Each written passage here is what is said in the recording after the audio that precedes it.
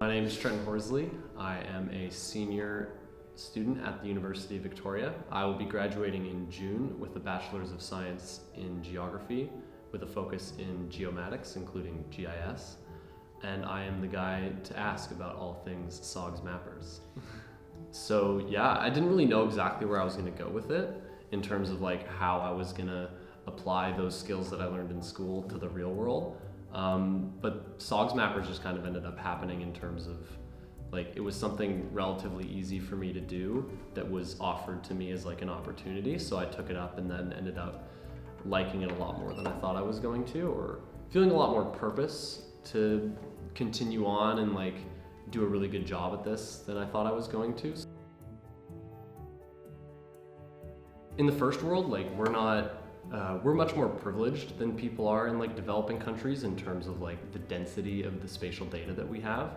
So like things like Google Maps work perfectly here, but in a lot of places that probably need the help a lot more than we do, their maps are quite barren and like somewhat impossible to navigate via phone. The fact that like they don't have the data kind of renders mapping and like getting where people need to go useless, which can be incredibly imperative when it comes to disaster management, because it's like, look, I need to know where the hospital is, or like they need the people who are on the ground helping to know where the hospital is. So basically that's where HotOSM comes in, because they take groups who have initiatives to help relieve disasters and stuff in countries affected by disasters, or in countries where they need to like meet sustainable development goals, like curing malaria in Africa.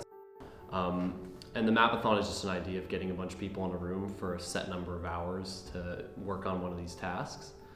The Mapathons in general are almost something that people see as like, oh, I don't know how to do GIS, or that's too hard.